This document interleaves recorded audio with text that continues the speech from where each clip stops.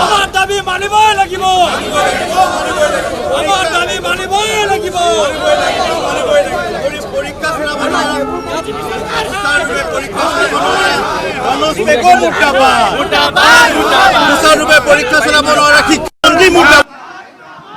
আজি আমি অসম প্ৰদেশ কংগ্ৰেছ কমিটিৰ নিৰ্দেশত আমাৰ গুৱাহাটী কামৰূপ মহানগৰ জিলা কংগ্ৰেছ কমিটিয়ে আজি আমি ইয়াত এই সেৱা অফিচৰ আগত আমি প্ৰতিবাদ কৰিছোঁ। আমি এই কাৰণে প্ৰতিবাদ কৰিছোঁ যে মুখ্যমন্ত্ৰী ডক্টৰ হিমন্ত বিশ্ব শৰ্মাৰ নেতৃত্বত এই বিজেপি চৰকাৰে অসমৰ শিক্ষা ব্যৱস্থা চাৰিওফালৰ পৰা ধ্বংস কৰি আনিছে।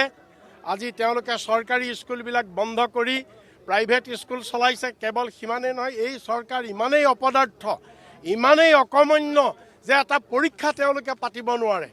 আজি উপৰ্যুপৰি এই 5টা বছৰত 4টা বছৰত প্ৰত্যেকবাৰে পৰীক্ষাৰ প্ৰশ্ন কাকত লিক হৈছে, ছাত্ৰ ছাত্ৰীৰ ভৱিষ্যত ধ্বংস কৰিছে।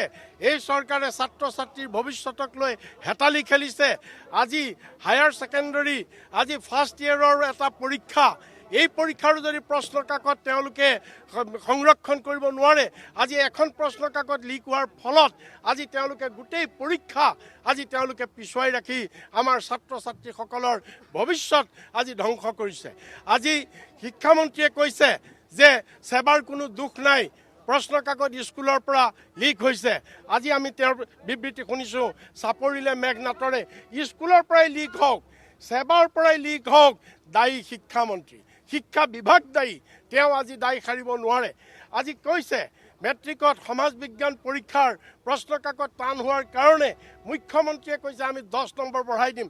আমি প্ৰশ্ন কৰিছোঁ মুখ্যমন্ত্ৰীক কোনে দিলে এই অধিকাৰ? শিক্ষাৰ ওপৰত মুখ্যমন্ত্ৰীয়ে কেনেকৈ নম্বৰ বঢ়াব পাৰে? কি ভিত্তিত তেওঁ 10 নম্বৰ বঢ়ালে? বোৰ্ড কলৈ গ'ল? শিক্ষাবিদসকল কলৈ গ'ল? তেওঁলোকে সিদ্ধান্ত ল'ব লাগে। গতিকে আজি এটা তুগলকী ৰাজ চলিছে শিক্ষা বিভাগত। মহম্মদ বিন তুগলকৰ ৰাজত্ব চলাইছে হিমন্ত বিশ্ব শৰ্মাই, ৰণোজ পেগুৱে। আমি সেইকাৰণে আজি এই প্ৰতিবাদৰ যোগেদি আমি মুখ্যমন্ত্ৰীক, এই ৰণোজ পেগু অকৰ্মণ্য শিক্ষামন্ত্ৰীক বৰখাস্ত কৰিবৰ কাৰণে আমি দাবী জনাইছোঁ। আৰু আমি এই ল'ৰা ছোৱালীৰ জীৱনক লৈ তেওঁলোকে যি হেতালি খেলিছে, ইয়াৰ বাবে আমি ধিক্কাৰ দিছোঁ, প্ৰতিবাদ দিছোঁ। মুখ্যমন্ত্ৰীয়ে ইয়াৰ দায়িত্ব স্বীকাৰ কৰিব লাগে আৰু উচ্চ পৰ্যায়ৰ তদন্ত হ'ব লাগে। কোন বিষয়াৰ দুখৰ কাৰণে এনেধৰণে আমাৰ ছাত্ৰ ছাত্ৰীৰ জীৱন ধ্বংসৰ পথলৈ ঠেলি নিছে।